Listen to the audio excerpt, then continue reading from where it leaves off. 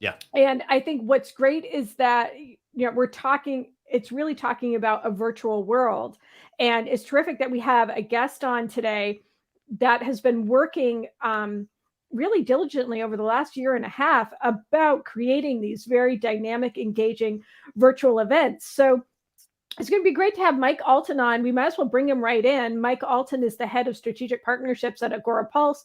He's also an author, a blogger, a speaker. I love his blogging newsletter. Uh-huh. It's great to have someone with this level of expertise and has also been working in this space of live events, virtual events, social media, marketing. And so, what does this movement, because it's not just Facebook that Right. announced these virtual worlds that they're building, right? Microsoft just introduced earlier this week Mesh. So, let's bring on Mike and we'll get the party started here. Definitely. And by the way, the question I have for Mike is like, how does he get all this done? So Mm-hmm. like, because as you're rattling off that list, I'm like, how in the world is he able to accomplish so much? Because it's a lot to like write a blog post. It's a lot to obviously like, I mean, he's talking about like managing partnerships, things like that. I mean, so he's got a lot going on. He's very active also on social, super responsive. So Mike, how do you do it? By the way, that's what I want to know. Well, first, thanks for having me. We were talking in the green room. This is my fourth time on the show, but we missed 2020, so we're gonna have to do a catch-up show next year to get back on track with Yes, our, we'll have to. a pattern. We've established it. Yeah. But I'll Fantastic. tell you, one of my secret superpowers is that I only need 6 hours of sleep. Mm. So I can go to bed at 11, get up at 5. And I honestly, God, think that's like a superpower because that gives me a couple extra hours every single day to be Mm-hmm. more productive. And that's how I'm getting a lot more stuff done.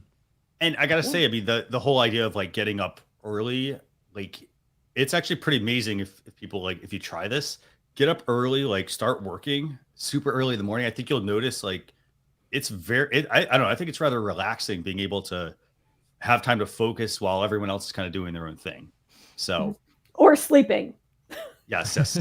So fantastic. Well, it's so Good. great to have you back. We'll have to get you also have you on in 2022 a few times as well. So That's right. so Sarah, I'm going to turn it over to you. Let's kick things Yes. off. Well, let's kick it off. We can start the drum roll, bring on the slides, and we can start to wipe away the Facebook slides that we have because Facebook is now being called Meta.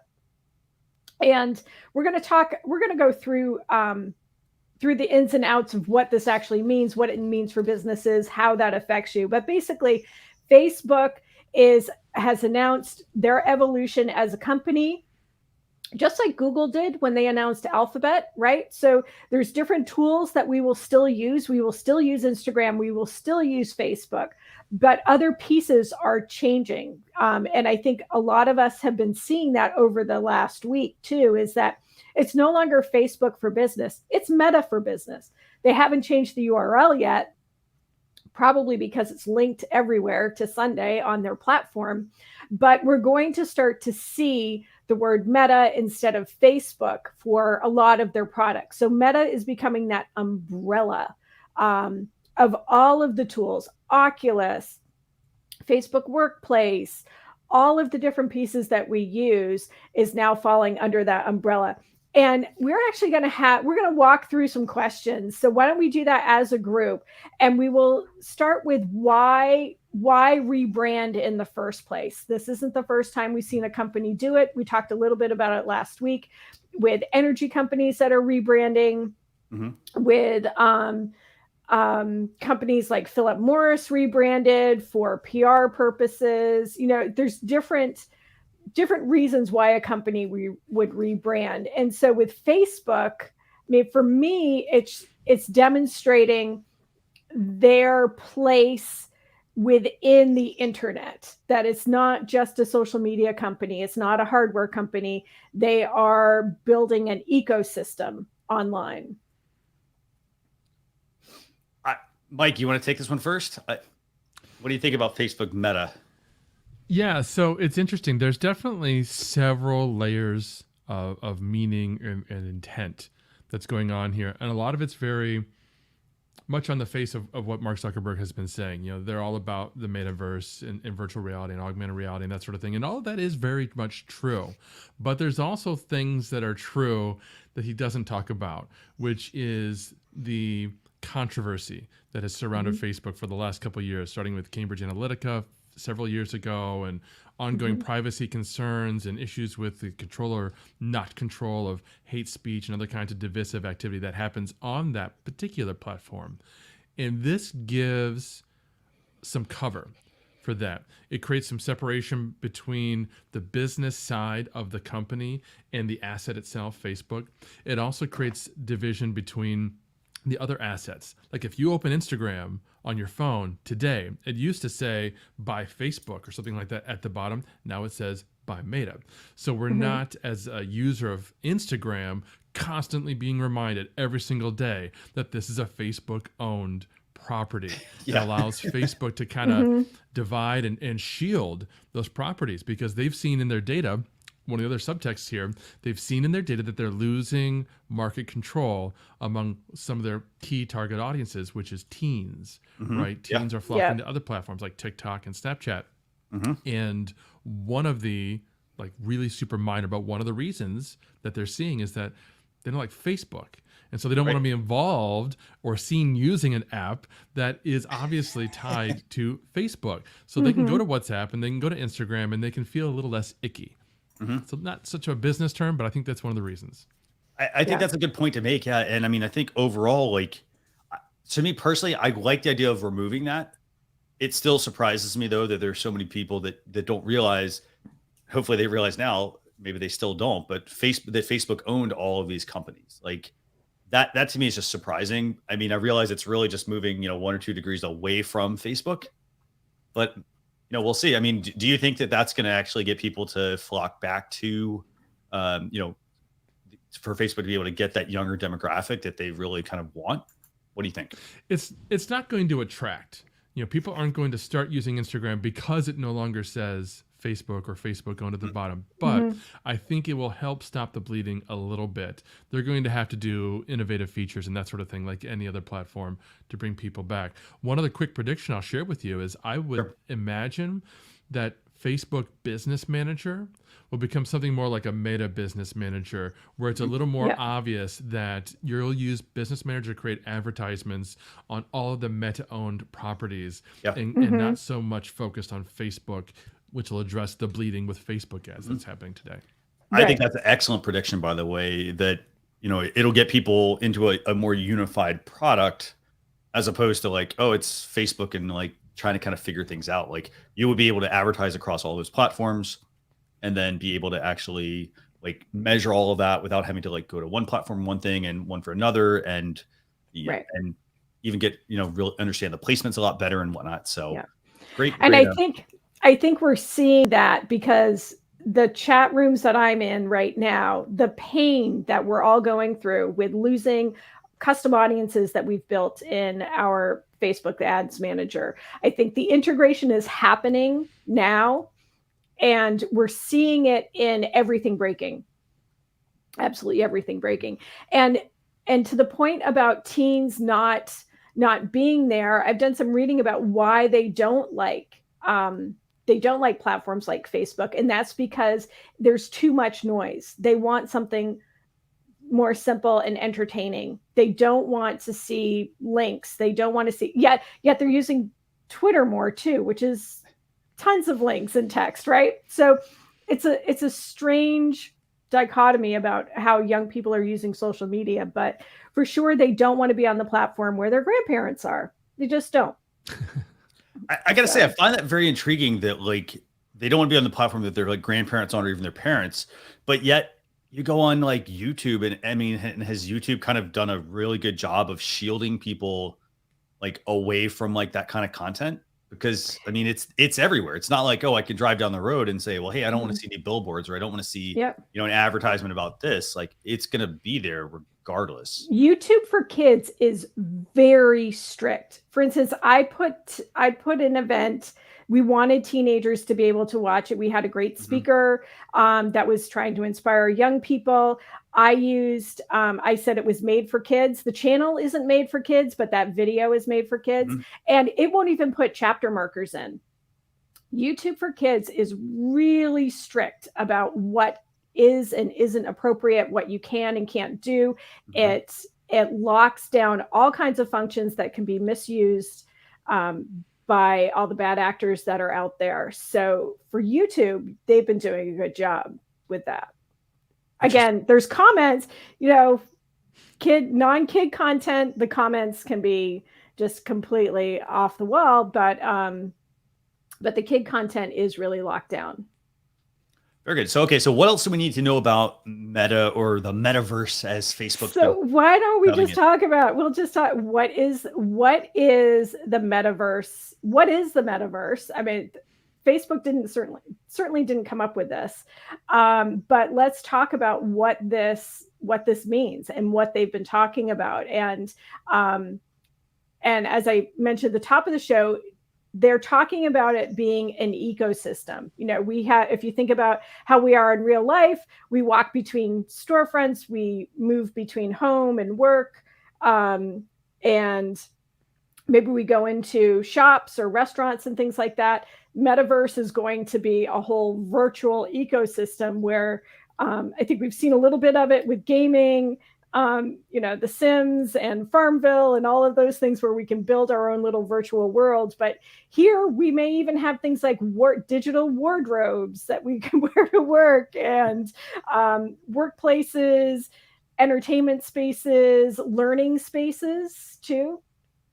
So they're taking a lot of pieces that have been out there in augmented reality and virtual reality and just blowing it up into its own little universe.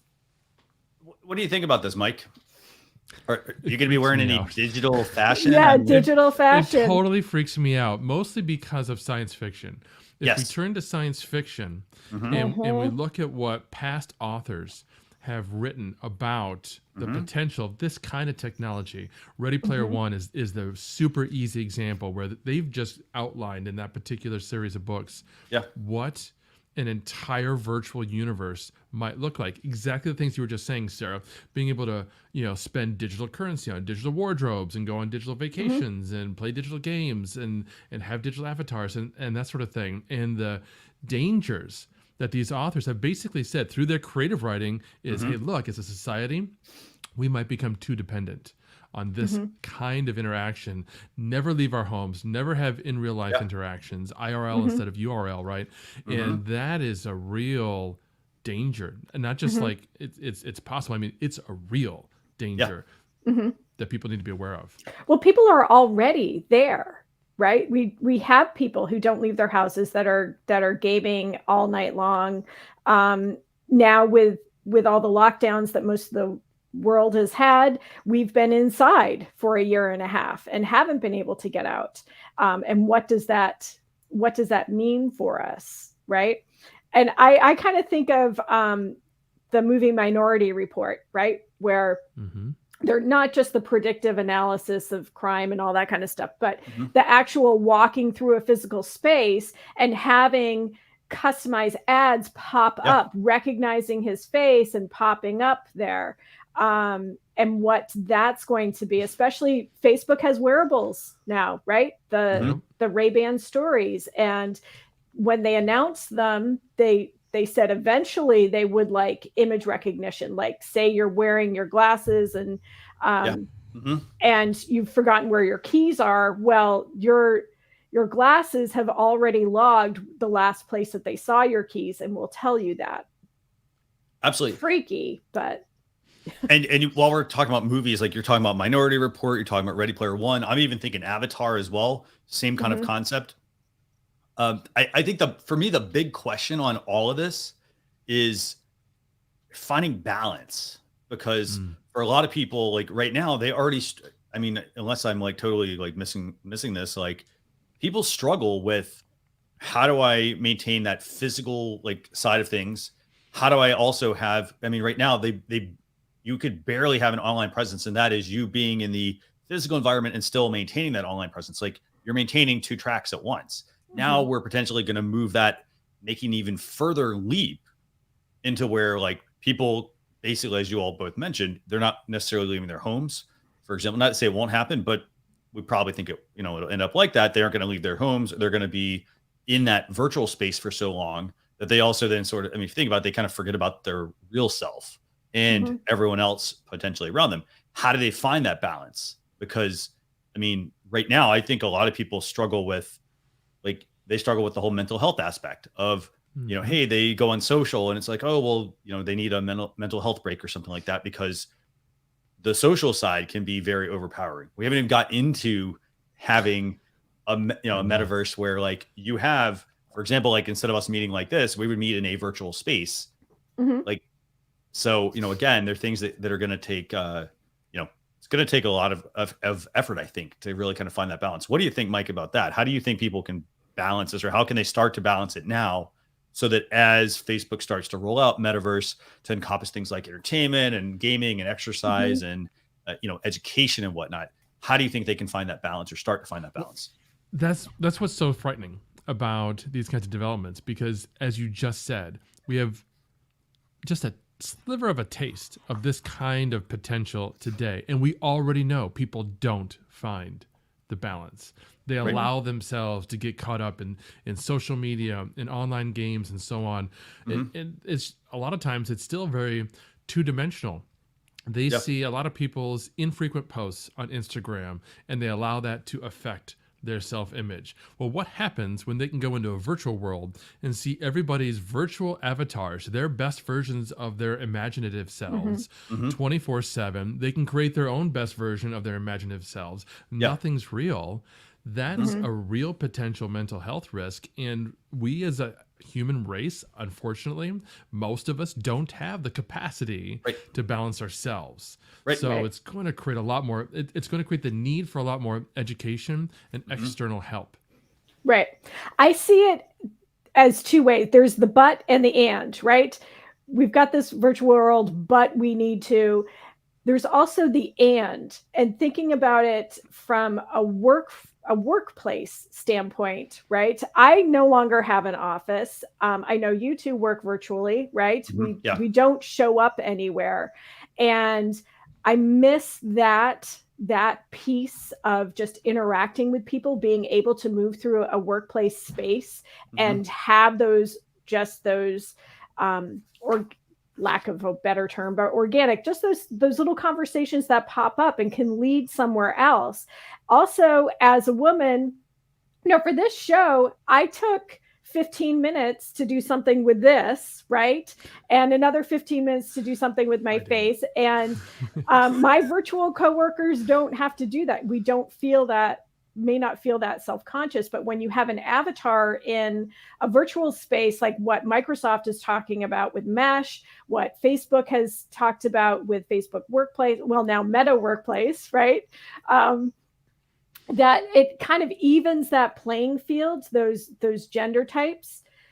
Yet we're talking about a very small subset of the world's population, right? The world is still going to be going on. We're still going to have climate change and environmental things that we have to pay attention to. We still need to get outside. We still need to go get real goods and services, because Meta isn't going to feed us, right? We still need to get out to do some things. But we're in a very privileged subset of the world's population that's going to be dealing with Metaverse, right? So I think it's important that we look at all of the aspects of life that will be part of this, and making sure that we're not leaving behind. We've already have a huge tech divide anyway. We're not leaving behind a huge portion of the world's population with this cool and neat thing that we can do online. Yeah, it's definitely gonna, I mean, this is going to take a lot of effort for people to really kind of find what that balance is. And the other thing, I guess I also look at it as like, for example, I'm looking at like workrooms that they're talking about having where like we could meet collaboratively in a digital space. Right now, like, why would I want, like, that's just another layer, I think, of complexity. Like you mentioned, there's a pretty big tech divide for a lot of people. I mean, there are still people that have a hard time getting on to digital calls. Like part of it's like, it's the thing of like understanding, well, hey, when's my camera on? When's my microphone on, for example? We've all seen those videos of people ending up in like, positions where like they didn't realize the camera's still on, things like that. Like there's people that are still trying to figure that out. Now we're really trying to push everybody to say, hey, you know what? Oh, we want to make you into this virtual environment. I think it's a great idea. It's just that the balance is really hard to like achieve, I think, at least at the moment, for a lot of people. And I like what Mike said a minute ago, which is like creating what you envision as like your like, dream or ideal self. Like that to me, like in a way, it's awesome that people have dreams, but at the same time, like they're not like, one is not like the other. So they're not exactly like that. That's how they envision themselves or what they envision they should be. But again, like it also doesn't teach some of those fundamentals, like balance, how do you work to get there and things like that. So, this is gonna be pretty neat. So Sarah, teeing up the next question, like what brands are going to fall under Metaverse, by the way? Sure. So everything that we're accustomed to talking about Facebook, really, there will be Facebook and Instagram. We all know them, a lot of people in the gaming industry know Oculus, right? I'm not a big gamer, but I know Christian, you are. Not sure about Mike. I'm not much of a gamer. Oculus is a very known entity in the gaming world. So all of those pieces that Facebook has been acquiring over the years will be their own pieces of Meta. So they're not going away. We haven't heard anything in these announcements that anything is being let go. Some features may be let go, and we're going to talk about that in the next pieces of our news. So really, that's not going to change. And as Mike said, I think Business Suite, Creator Studio, as far as the content production for their social media assets, are becoming much more streamlined. And we've seen that happen especially since July, when they're really pushing everybody into Business Suite. Very cool. Yeah. And so, so one last question I have then. So we got Facebook, Instagram, WhatsApp, Oculus. Those are all going to fall under Metaverse. What's going to happen? And maybe we don't know this. What's going to happen to like somebody's Facebook account or their Instagram account? Is that going to change? It's still all going to be the same. WhatsApp will be the same too. WhatsApp, we may not know it much in North America, but WhatsApp is used hugely around the world. When Facebook went down for those 6 hours a couple of weeks ago, there were families in India. They don't use phones. They use WhatsApp, and they couldn't reach each other because that app went down. So it's a huge communication tool around the world, not so much in North America, but so you'll still have all of that. That was the question, right? Will it go away? No, it won't go away. Too many people are using it. Too many people are using these assets for them to go away. Will they keep evolving? Absolutely. Anything else you want to add on this one, Mike? Yeah, I would just point out that we already saw some of this with the Messenger product, right? Messenger started as a Facebook-only platform for direct messaging communication and expanded to allow groups and group chats and group video calls, and then integrated Instagram. And we're going to see WhatsApp come into that as well if it hasn't already. I haven't been keeping up with WhatsApp developments, but that I would imagine might actually end up being spun off into its own kind of a separate platform that just happens to integrate with all of these at the same time, just like ads. Fantastic. Yeah, no, and by the way, speaking of, I'm going to throw Messenger under the brands that are going to fall under Metaverse because, it's so one, and if you think about it, they're separate. So, yeah, they are set. If anything, we might see Messenger go away, that they'll just push everybody into WhatsApp. Well, that actually brings up a really interesting point because I can't remember, it was more than a year ago when Facebook said, they said they were going to try to combine Instagram and WhatsApp and Facebook, to bring a lot of that stuff together. Now that we have Meta, are they kind of pushing them back apart?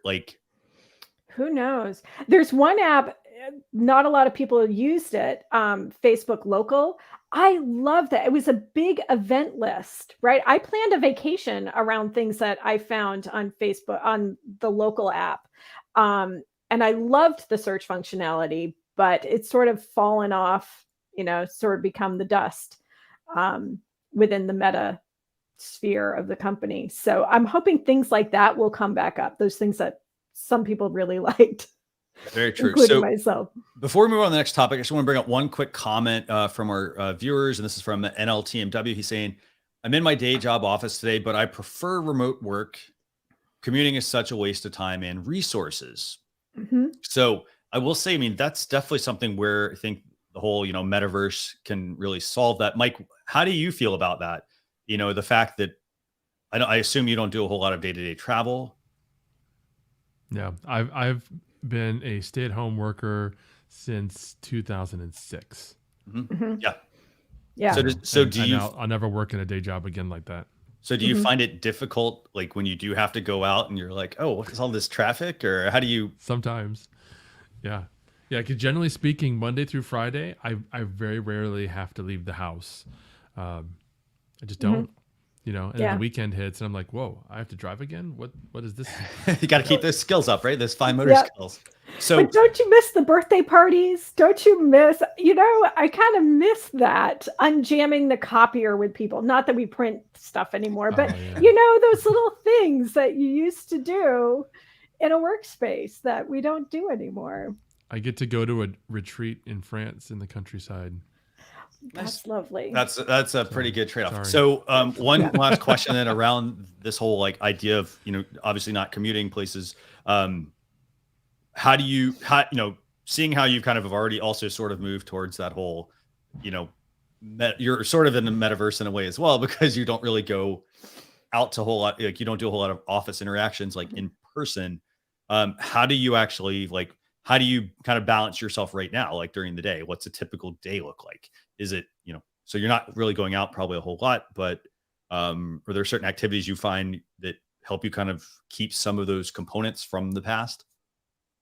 Yeah, there's kind of two layers here. On a day-to-day basis, I have video meetings, which aren't unlike the video call that we're doing right now, right? Okay. Only it's less formal, a little more structured, and those aren't broadcast live.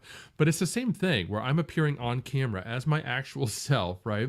And everybody else is as well. And we can see each other's reactions, which is really important as human beings. You can see my facial expressions. You can hear my intonation. If I slow my speech down, you can hear that as well. And you can pick up on those kinds of human tells. But the deeper level, the second level for me, is in real life interactions with other professionals. And that's where conferences and that sort of thing are going to come into play. I know we're going to talk about virtual events later, but virtual events can't replace in real life events, whether they're business trips. Like just last week, I was in San Diego, visiting colleagues, visiting friends, people I hadn't seen in 18 plus months in person. Right. And being able to have that dedicated time, that face time, that interactivity, that's crucial. Everyone needs to have that. Right. Okay. No, definitely. I think that's a great point. Yeah. So Sarah, anything else you want to add here, or where do you want to go next? Yeah, I think the virtual workspace is going to continue to evolve. And I've mentioned it a few times. I just started reading about what Microsoft is doing. I think they had to scramble when Facebook announced Meta. Microsoft had to push forward their announcement of what they're calling Mesh. We can talk about it in another show, but it's an improvement to Teams. It's to be more virtual collaboration pieces, a more AR, VR, whatever R you want to call, whatever reality you want to call it, but to improve that workspace, recognizing that a lot of offices are closing down, a lot of people are going to stay remote. They're seeing the advantages in time saved, productivity, and not commuting, also the environmental impact of not having all these workers commuting too. But how do we get back that interactive workplace? And I think we're going to see more companies move toward that. So, and that's an easy way. That's an easy first step. Facebook announced workplaces over the summer. We've had Microsoft Teams for a while. We've had Zoom I think I've used Zoom since 2013, right? So, and I remember probably 20 years ago, people talking about their first virtual workers where the agreement was they would have a camera on their computer during their workday, and some places even went so far as putting a monitor on a desk with a camera so someone could actually walk up and talk to you. as you were a remote worker. And so would we have something like that coming up where, yeah, you do have a camera on and you are expected to be in your seat for a period of time, and people can interact with you and knock on your door when they need you. Pretty fascinating. So, yeah, it's going to be interesting. So you still can't get the cookies and the cake for the birthday parties. So anyway, it's going to be interesting to see how this is going to be the next evolution for social media and digital communications, right? And they're all announcing it all at once. So it's going to be interesting to see what happens in the next 6 months as we're still getting used to this remote work for a majority of people, I should say. So I got one last question for Mike here on this one. So if I'm a business, what can I do to prepare for this, if anything? That's a good question. I would suggest, first of all, getting yourself comfortable with this kind of a medium right now, live video. A lot of the virtual reality stuff will end up either building off of live video, sometimes replacing live video, but it's still going to be a lot of the same thing, where it's obviously not text-based, right? You are saying, you're dictating, you're almost role-playing on behalf of an avatar, perhaps. And this is going to come into play with customer interactions. Right now, we see chat automation kind of trying to take the business away, in some respects, from the customer, where virtual reality is going to bring that relationship even closer, where someone's going to be able to go into a virtual showroom and have a virtual conversation with a sales rep and their virtual avatar. That's going to require more people skills, perhaps, than some of us are used to today. Excellent points. Yeah. Right. So, Sarah, anything else you want to add on this one? No, I think we talked through it. I think we should have Mike back in a couple of months to talk about what's happening. Get a metaverse update, get a mesh update, whoever else is going to announce whatever other virtual world that they're going to. Excellent. So that means I can expense an Oculus because it's for business research, right? Exactly. Yeah. Excellent. By the way, speaking of Oculus, like it is going to be really interesting to see as people get into those, virtual environments. I know there are people that, for example, we mentioned having a hard time, like managing between a physical world and a virtual world, just for example, just having social media channels. When we talk about Oculus as well, like, again, some people can't even wear those headsets because they get sick, for example, because they have motion sickness or things like that.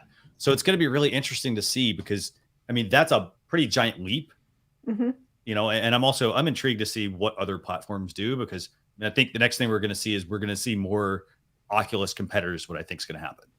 Yeah. So, I mean, if I'm YouTube, if I'm Twitter, like it's kind of like having a phone right now. I'm going to want to have, if I'm, YouTube, for example, I'm going to want a YouTube branded product. Like maybe I'll start out on Facebook, and then I'm going to probably move to where, hey, we have our own product. Yeah. Kind of like we're seeing with, all the, like the HomePod Mini and the Echo products and whatnot as well. Like, I think we're going to end up having the same. That's going to be like maybe the next phase of technology. So pretty cool. Okay.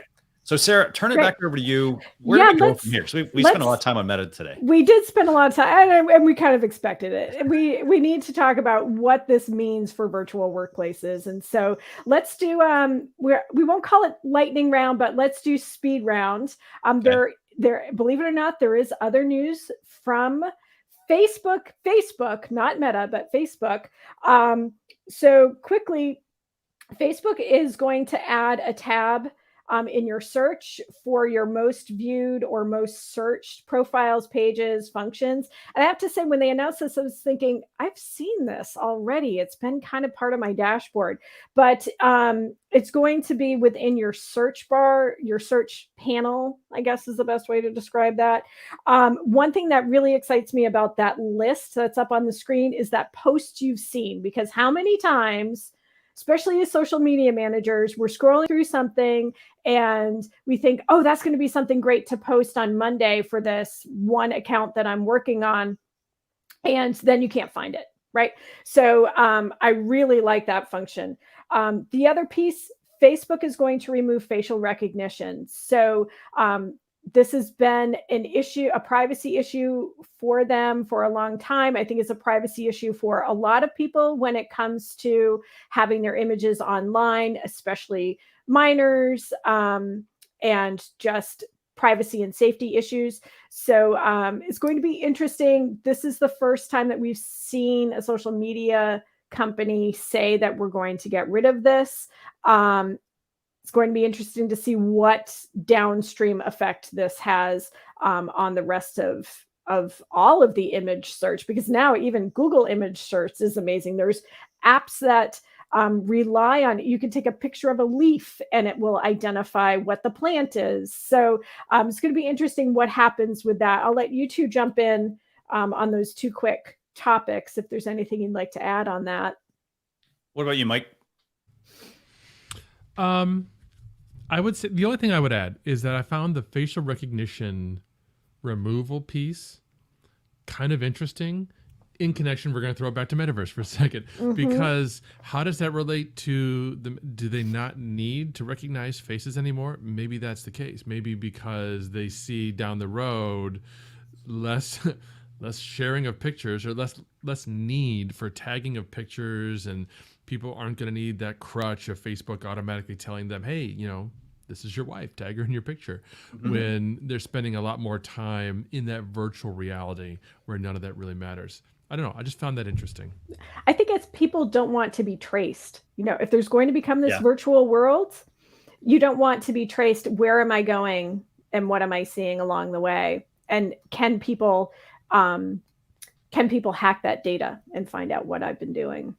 Who knows? There's certainly something behind it. You wouldn't take away something like this without a deeper piece to it. So, well, yeah, and when you kind of think about products as well, like you think about like the Ray-Ban stories that came out. I almost said the Facebook stories, Wayfarers, but the Ray-Ban stories glasses that Facebook, has launched, like those would make sense if they had augmented reality built in. They were able to do some sort of like scanning of people as you're walking, things like that, to tell you like, hey, you know what? Oh, like, hey, like, for example, if Mike and I hadn't seen each other in like 18 months and I'm like, oh, hey, I recognize that guy, but I can't remember his name. Like, because again, if you don't spend time with people, like you may forget their names. Right. But that's where like having the facial recognition, I think, could be useful. But I think it goes back to what you said, Sarah, which is sort of stripping away that layers because people don't really want to be tracked. So right. It's got its merits. I mean, there's things that it's very useful for. There's things that it's not useful for. But I mean, I think if I'm a business, for example, and I want to identify my customers, I think it's super useful to have the facial recognition, because if I were putting on an event, if that was a physical event, for example, or even if it was a virtual, because hey, people can rename themselves whatever they want. I like the idea of being able to get that information quickly, as opposed to now I have to try to go figure out, well, hey, who's that guy? Like, he just calls himself M, for example, So there's got to be some sort of deeper meaning here. Yeah, absolutely. Absolutely. So let's move on to Instagram, still part of the metaverse, and the incredible rejoicing that so many of us who manage smaller Instagram accounts had this week. And that is, well, actually, they've been doing it for a couple of weeks. Instagram has rolled out to everybody around the world the ability to add a link to a story. Doesn't matter what kind of account you have, doesn't matter how many followers you have or how many people you are following. You can now add a link to a story. And this is incredible. This is when we need the little drum roll and the confetti bursting across the scene, because I think it's a great move for small businesses. It really acknowledges that there are smaller creators. There's a lot of brands that have been working with people who have small accounts, these micro influencers or even macro or nano influencers, whatever you want to call them. This is a great asset for us. Also great for the nonprofit world, the advocacy world, so that you can add links to your stories so that people can learn more. You're not always limited to that one link in bio. So it's amazing. I love it. I've used it. I would say if you are trying to find it, look around in that sticker pan when you click on a sticker to add a sticker to your story. It will move around a little bit. I have noticed that sometimes it's in the third line, sometimes it's a little lower, sometimes in the top, just like all the stickers on Instagram stories. So it's there, use it. It's a lot of fun. Congratulations, we all have it. And the other piece is that Instagram is announcing more tools for creators to help with branded partnerships. Pay attention to this news release that they are testing how this is all coming through. They're slowly rolling things out. And I have to say, from personal experience, it is messy. It is not a smooth transition. I had one account, we were just merely tagged, and the way the caption was written, Instagram thought, this is a paid partnership. You have to now accept each other as collaborators. And the post then now has paid partnership, which is not what the nonprofit client that I'm working with really wanted, because that then sort of puts an implicit endorsement into that and suggests that maybe we actually paid these other people, which has implications for donors and sponsors and all of that. So it's a messy rollout right now, but it is going to be more helpful, especially for smaller influencers, to build those brand partnerships, have more collaborations. You'll be able to track messages in its own tab within your inbox. The digital storefront piece is going to be really cool. I think some of us may have seen it already, where you can see this cool little slider of the products that they're mentioning in the post. It's a very cool addition functionality that they're going to put to that. But again, we need to be patient with it because it is a little messy. Anything to add from you two on that, on Instagram? What do you think, Mike? I would just say that we're in a bit of a adolescent stage right now when it comes to influencer marketing and their influencer use of social platforms. And that's why you see a lot of this messiness. People don't know what to do. The platforms aren't sure what to do. Every platform's a little bit different in how they've implemented some kind of indication that I'm being paid or compensated for what I'm doing on their platform. And a lot of that stems from the fact that governments don't yet understand influencer marketing. Really, the regulations are spotty at best, and they're certainly not consistent across countries around the world, even though most influencers are global. So I usually caution patience.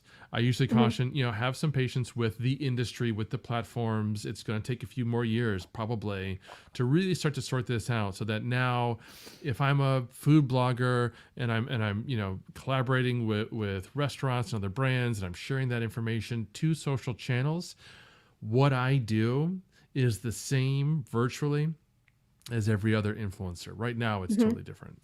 Yeah. And it is very messy. I haven't posted anything like just supporting a local business by tagging them in a post, but right now the messiness may have that paid partnership pop up. So just be careful if it does with you. And hopefully they'll fix it quickly so that we can continue to endorse and spread some love for some of this stuff, even if we're not getting paid, right? I just want people to know I love this restaurant, or I love this park, or whatever it is, and not have to deal with that extra level of endorsement collaboration that they're putting through. So yeah, it's definitely, I mean, I think, as a business, I think you just have to just be mindful about it. I mean, just, if you're working with somebody and you happen to give them product, just, put an email, for example, to them like, hey, please do us a favor. Make sure you mention this. If it's like, if there is some sort of partnership there, just be transparent with that, and a partnership means like you were given something, whether it was free product or you were paid, or like, hey, it's a referral link or anything like that. Like, just let people know that up front, because again, like, it's something that still has to be worked through. And I like Mike's point about most influencers are global, and the fact that the laws are not exactly the same around the world for how this really needs to work. I mean, and so there's a lot of kinks that still need to be worked out. So, right. Which is why you see platforms like YouTube They've been very strict about paid partnerships right out of the gate. So let's talk. YouTube is actually our next topic in the news.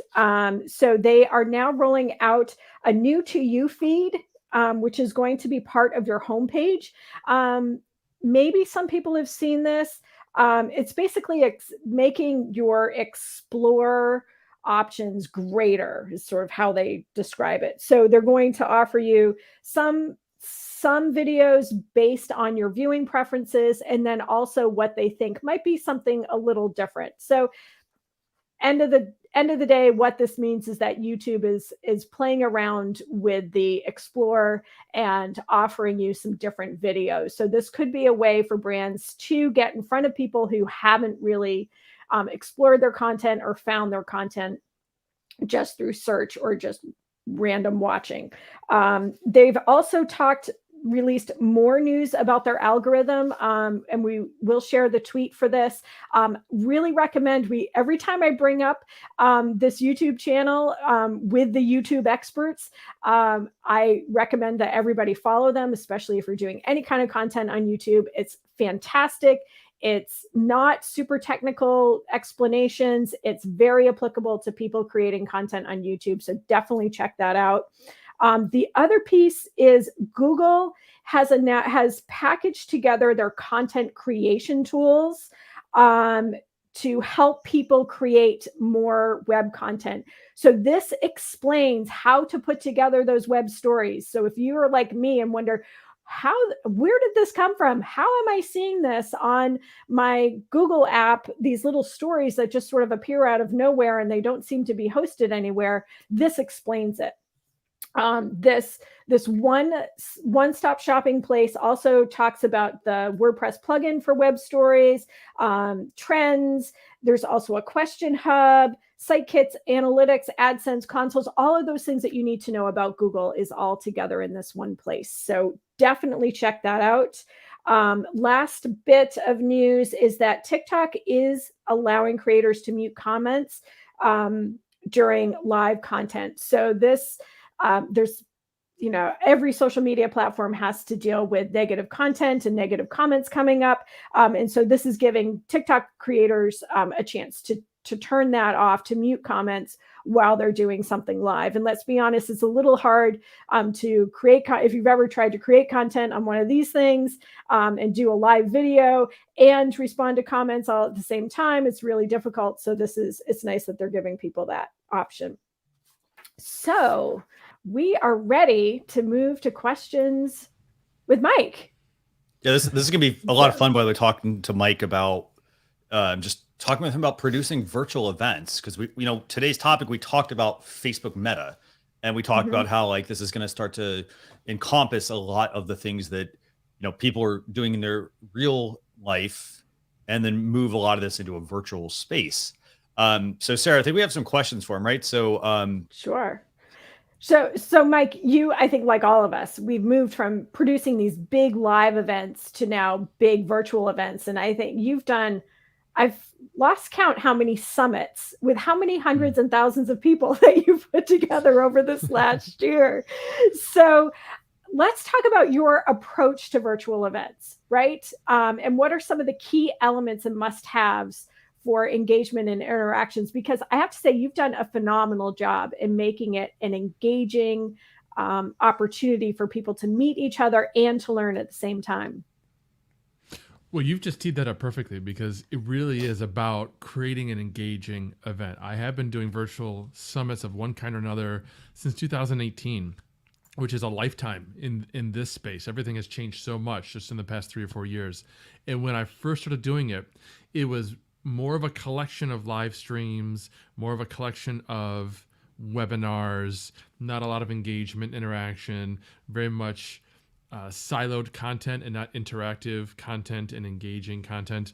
And as the platforms evolved and my understanding of what people needed evolved, we started to create these more immersive events where, yes, the content is there.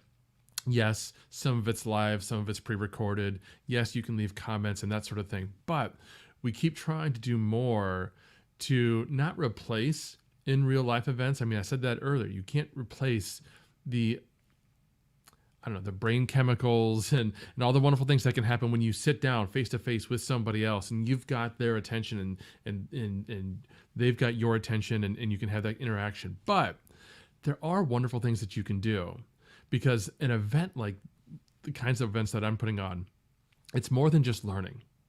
It's networking, it's engaging, it's asking questions, it's getting answers and feedback, it's meeting people who may be their potential clients, maybe their potential partners.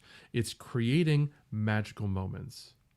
The kinds of things that happen when you're at a physical event and you step out into the hallway after a session and you run into somebody that maybe you've met online, but you hadn't actually met in person.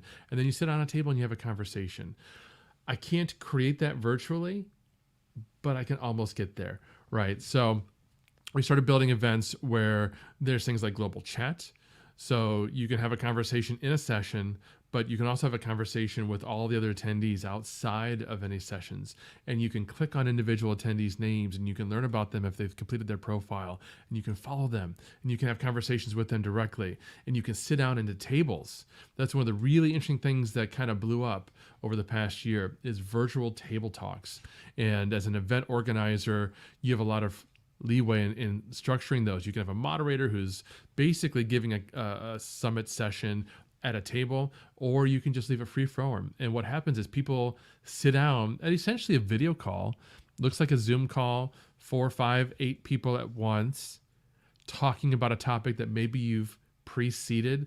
This is one of the things that Social Media Examiner used to do all the time in social media marketing world.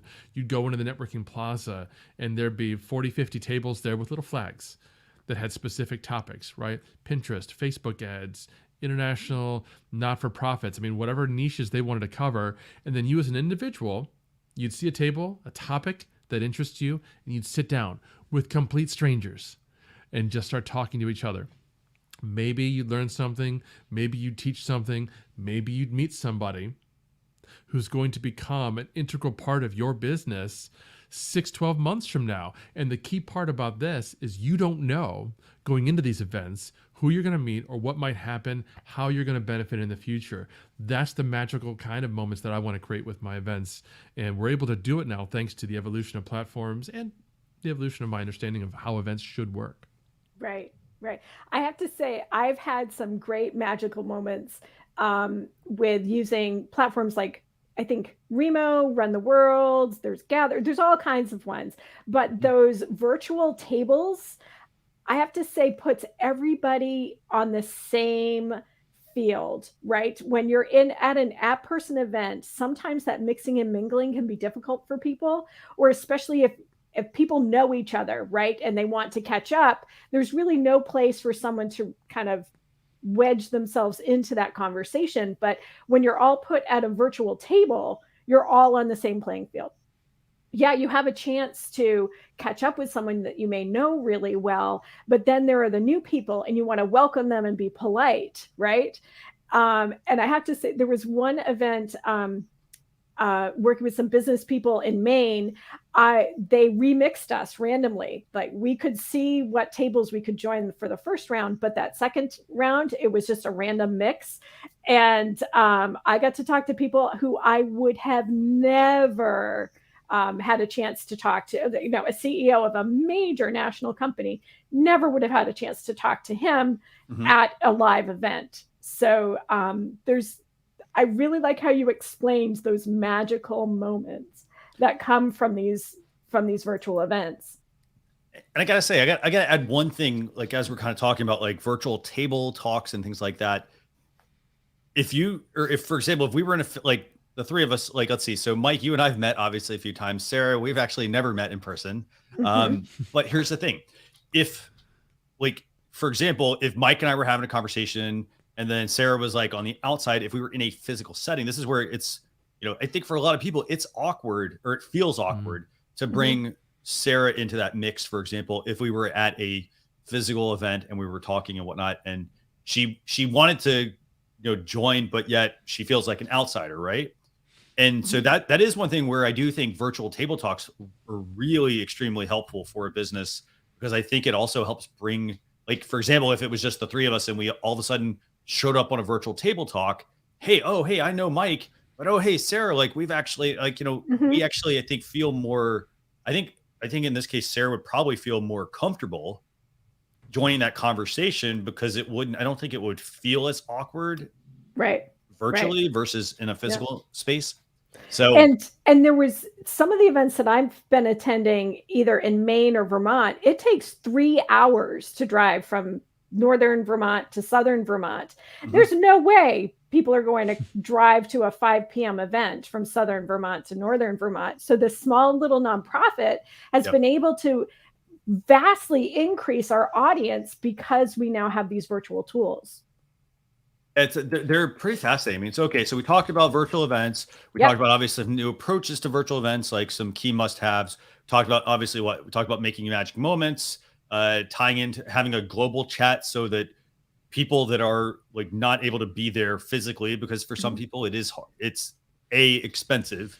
B, it's hard for them to travel as well. For some people that travel, it takes them over a day to get somewhere. So. Having global chat, obviously that's super helpful.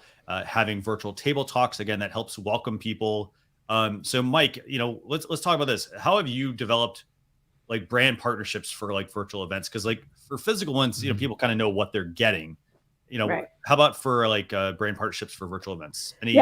And let me just jump in and say, with the in-person events, when we're talking about brand partnerships, let's also just use the title sponsorships, which I think a lot of people who may be more entry level in event planning are familiar with, the company that sponsors at a certain level, that kind of thing. So how does it jump from that partnership to the sponsorship to the brand partnership kind of level? Yeah. So what the attendee sees when they come into an event might be identical between a brand partnership and a sponsorship. You might see a brand have a booth. We can now have virtual booths. In fact, we used AirMeet as the platform a couple of quarters ago, and the virtual booths with AirMeet are amazing because you can completely customize the experience with custom graphics and custom coding so that it looks as though you're walking up to the kinds of booths we're used to at physical events. And you can watch a video, you can have a conversation with a sales rep, you can download materials. All that might be the same from an attendee's perspective. But here's the difference. If I'm a sponsor, that means I am paying to be a part of your event somehow, whether it's an in-kind payment or cash. And therefore, I'm expecting to get certain things in return. And I'm probably not expected to do anything other than pay what it is that I'm paying. So I might pay $1,000 and get a virtual booth and get access to attendee data or be able to, schedule meetings, something like that. A brand partnership, usually there's supposed to be a win-win scenario where I'm giving something, probably not cash, but some effort of value, and I'm receiving value in return. So what I've done with my events is I create these partnership opportunities where brands are able to participate in my event. Maybe they're able to share content from the stage. Maybe they're going to have a virtual booth. Maybe they get access to registrant information, something along those lines. And in exchange, they help promote my event. And that's one of the big differentiators and keys to the success of our past events. When I step alongside marketing profs, they have a booth at my event. They get access to registrant information so that they're reaching new audiences, and they're expected to, and they do, share my event with their audience, which exposes my brand, Agorapulse, and my event, in this case it was Agency Summit, to their audience and helps drive up more people to attend my event in exchange. So I do have a quick question on this. So you talked about how and I think I understood this. So if, for example, like obviously somebody can get a virtual booth. They can, get access to like customer attendee data, things like that. And I did like the point that you made about being able to share from the stage. Are we referring to things like pitching from the stage, which a lot of conferences have kind of started to frown upon?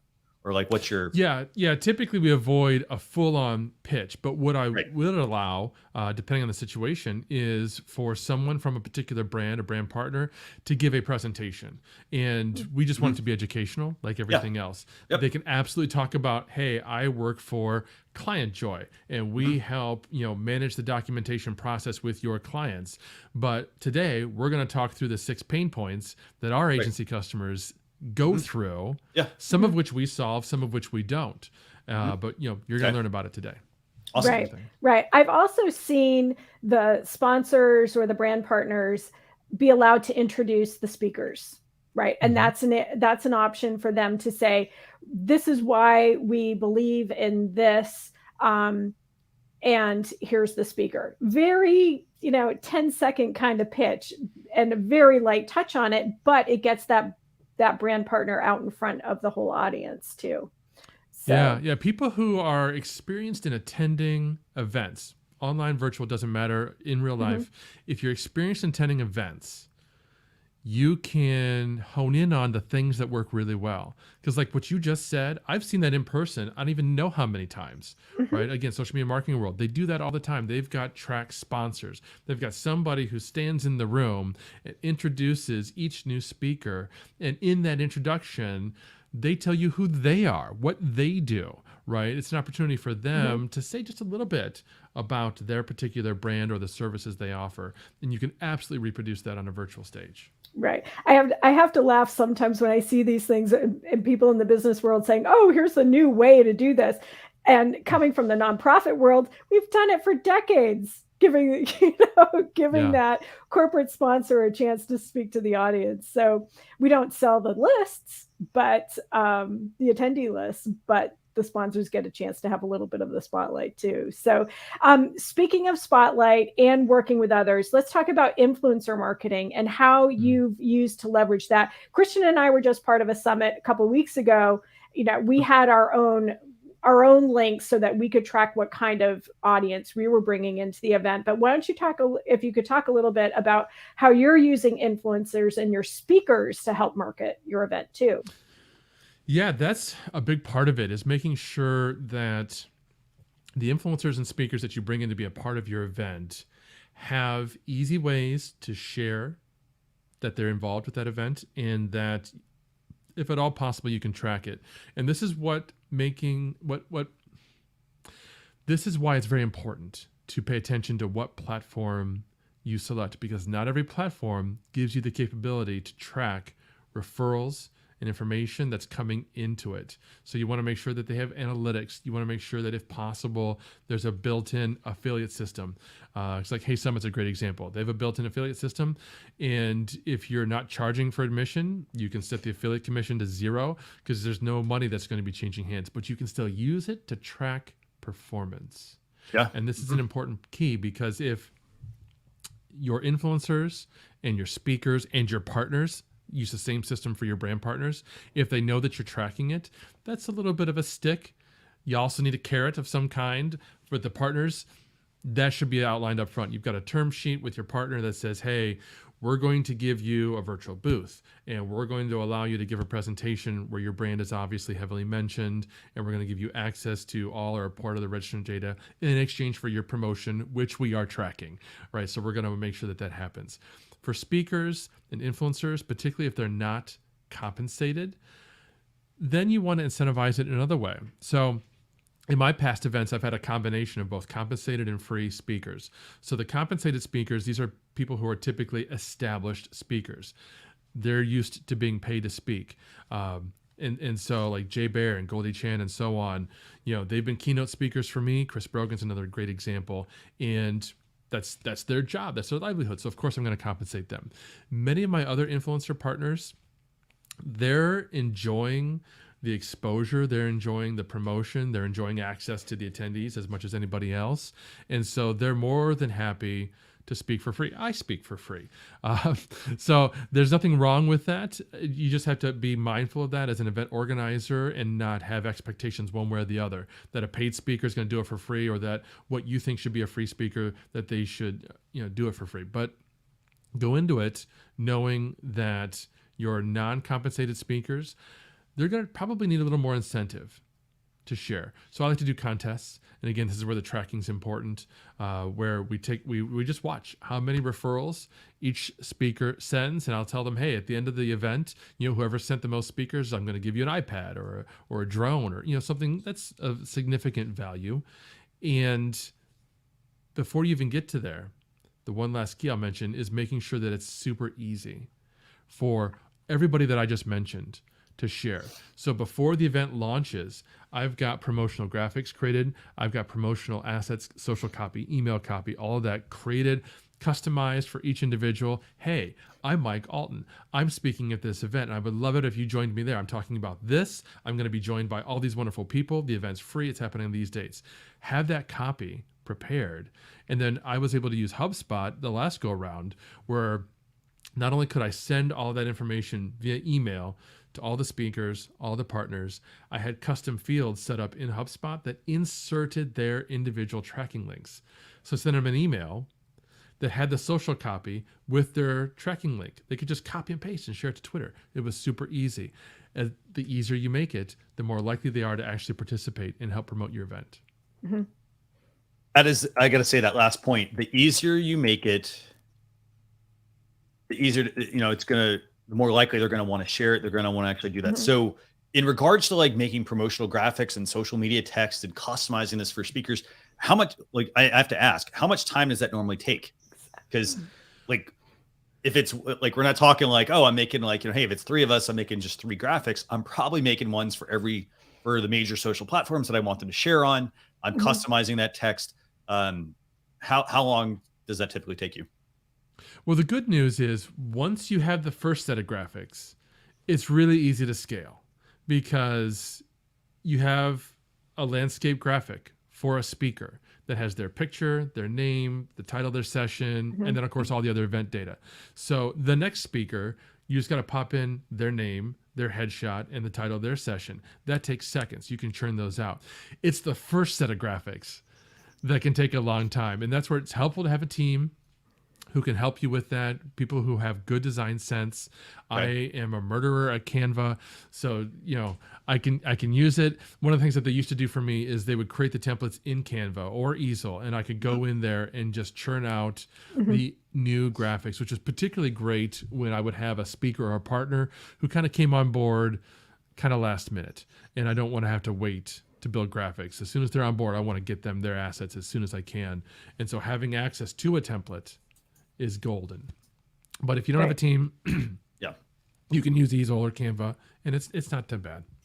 And I think like the other part to that is, and this is that whole like, how do you eat a frog or elephant, whichever large animal you want to put out there. It's one bite at a time. It's the same thing for putting together an event. The first one is always going to be the hardest part. I mean, Mike, you write a lot of blog posts. I'm sure the first part, it's not I need to come up with ideas. You probably have so many ideas that you're never going to get to. It's picking that one and just starting on it. And just in this case, if you need to make graphics and social text, if you've ever done previous ones, just leverage some of those. But if you're new to it, like start making like one template, get that framework built, because that's going to actually make, I think, the work a whole lot easier. So fantastic. Yeah, you are so right. I have been keeping detailed spreadsheets and notes for every single event that I run. As soon as I know I'm going to start a new event, I start a brand new spreadsheet, and I know what I'm needing to track. I know, for instance, that I'm going to need to create an intake form for my speakers, and I know what information I'm going to need from them. Not just their name and their title, but I'm going to need a headshot. I'm going to need their website. I'm going to need all their social channels. I'm going to want their physical address so I can send them a thank you afterwards. I know all that now through experience, but that's taken years to learn. I mean, one of the things that I do now is I offer big brands a virtual intensive where we'll take an entire Saturday and I'm going to walk you through everything you need to do, starting with the why and the strategy, and then getting down into the brass tacks to make sure your event is successful, because most brands don't want to have to go through 6 iterations of a summit before they feel like they finally nailed it. Because most brands, their audience isn't going to wait 6 iterations. They're going to want the first summit to be amazing, because that's what people are used to today.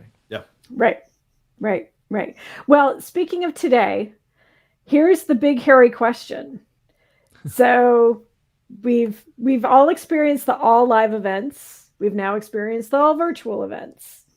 And so where are we going from here? And will we have the hybrids? Will we be less travel to have these summits? So pull out your crystal ball or your Swami hat or whatever you want to say, Mike. We'd like to know where you think events will be going after this If I were to time. guess, I need like a I would genie like suggest- effect. Yeah. Go ahead, Mike. I know. I Yes. need a genie effect. I need the Johnny Carson hat. So Yeah. I would say hybrid events will become even less popular than they are today. Some of you probably thought I was going to say more popular. I think they're going to become less popular because the problem with hybrid events is that some people are virtual and some people are in real life, attending a physical conference. And that still creates a lot of FOMO, fear of missing out, from the people who are attending virtually. They can go to the sessions, they can participate in the chat, they still can't sit down at a table across from me and pick my brain for 15 minutes for free. They can't sit down with a group of people and have a nice, warm conversation at the Grand Hyatt bar. It's still just on this virtual camera type of environment. And unless things dramatically change in terms of technology and usage and the pain points that people are experiencing, the needs that they want, I still think that if I'm attending a conference virtually, and I know a bunch of my friends are there in real life right now, I'm seeing their posts to social, they're taking pictures and they're sharing it to Instagram, I'm going to feel bad. And I think as an event organizer, I don't want any of my attendees to feel bad. I want all of my attendees to feel like they're learning, to feel like they're engaged, to feel like they're having those magical moment opportunities. And so I still think going forward, it's going to be one or the other. There's wonderful reasons to have virtual events. And there's many, many wonderful reasons. And as we get past the pandemic, it's safe again to have real life events. But mixing the two, I don't think that's going to happen very often. Mm-hmm. Good point. Good point. That's good to hear. And certainly the technology that's needed, I think, is beyond what most event budgets want to put into it. If you're going to have a live event, having to put in all that virtual tech that you need to bring in remote people just blow so budgets. Prone to error. Yeah. I mean, imagine the big conferences we've been to with the thousands of people and hundreds of sessions. And then imagine that every single session has to be streamed live to the internet. Mm-hmm. Now, as soon as I say that, you're probably thinking, man, I could barely get to Facebook on my phone using the conference Wi-Fi. And now they're streaming multiple gigabytes of data simultaneously from that same Wi-Fi. There's only one pipe that goes into the building. Even if you've got multiple Wi-Fis, it's still the same internet. So that's problematic. Yeah, it's gonna be interesting. I mean, to see just kind of how things evolve. I mean, again, but I like the points you made. Just a quick summarize here. I mean, just how just talking about the technology aspect, the usage. Again, it's also you want people to feel like they're part of something, and if they don't, even if it's just the smallest sliver. I mean, because for example, they can only attend virtually because they can't get there. For example, for things that are out of their control, it is going to make them feel bad, and they're going to feel like they're missing out on those magic moments. So you are going to have to make sure that, if that's the model you're going to go with, you got to make sure that you keep people engaged. Maybe that is going to mean doing something even more for your virtual attendees. For example, beyond what the typical virtual event might look like. But again, you're also going to have to keep pushing and pushing and pushing and pushing to make them better and better and better. So that people feel like they're engaged versus like, oh, hey, I'm just on another, it's like every other meeting that they're on, for example. So you got to make them exciting. So this has been all great information that you've shared with us, Mike. I want to thank you for joining us for this week's show where, we talked about obviously Facebook Metaverse, and we're going to make sure we have you back. But I have one last question for you, and that's what's the best place for people to get in touch with you? Yeah, so I work for Agorapulse. That's agorapulse.com and Agorapulse, all the channels. But if folks want to get a hold of me, Twitter is the easy one, Mike_Allton, ALLTON. I'm on all the socials. And I'll just add one quick plug. One of my big passion projects right now is a podcast that we launched at Agorapulse specifically for agency owners. It's called Agency Accelerated. So if any of you in the audience are running an agency and maybe you're trying to get to the next level, you're a solopreneur boutique agency and you're just not sure how do you get to the point where you're making $1 million and you're taking home $200,000 to put in the bank, that's the podcast for you. There you go. Fantastic. And I'm going to put a link in here for that. So it's the Agency Accelerated podcast from Thank Agora you. Pulse. Mm-hmm. Oh, definitely listen to that. I got to say, I mean, I will say I haven't been listening to as many podcasts as of late, but I'm also trying to find the time during the day, to create that space, kind of going back to what you said, if you're not doing that drive, Mhm. you got to make the time to make time for listening to podcasts, things like that. So definitely go Right. and check those out. How long are those episodes, Mike? Are they like 30 minutes? Are they like an hour? They're 15 pretty long. minutes? Yeah, they tend to average around 50 to 55 Cool. minutes. They start as a live broadcast just like this, and then Yeah. I edit it out and I push it out as a podcast. We've had Guy Kawasaki, Nice. Alan Kay. We just had League Off Mhm. yesterday. Fantastic content. Very Yeah. cool. So Sarah, what's the best place for people to get in touch with you as well if they want to? Yeah, so Yeah. I am Sarah Monroe VT across all social media, and connect with me on LinkedIn. But please drop me a note. Let me know that you've seen me on Social Chatter, and I'd be happy to connect. Fantastic. And I'm Christian Kirsevich at Social Chefs on all the social platforms as well. Again, feel free to connect, reach out. Would love to chat with you. Just a couple of quick reminders. We're going to have the blog post recap. That's going to go out over the weekend. Blog post is going to be at socialchefs.com/SC316. We also have put some additional tools, things like that, into the blog post as well. And then just one quick point. Next week's guest, we're going to be joined by Scott Ayers at 10 a.m. Eastern Standard Time on youtube.com/socialchefs or facebook.com/socialchefs. We're looking forward to chatting more with him, seeing what he's been up to since we last had him on the show. But with that, I want to thank both Mike and Sarah for being a guest on episode 316. It's been a blast. And Yeah, thanks, I'm Mike. excited about revisiting where the metaverse is going to go. Exactly. With that, everybody have a great weekend. We'll see you all later. Thanks. Bye. Thanks.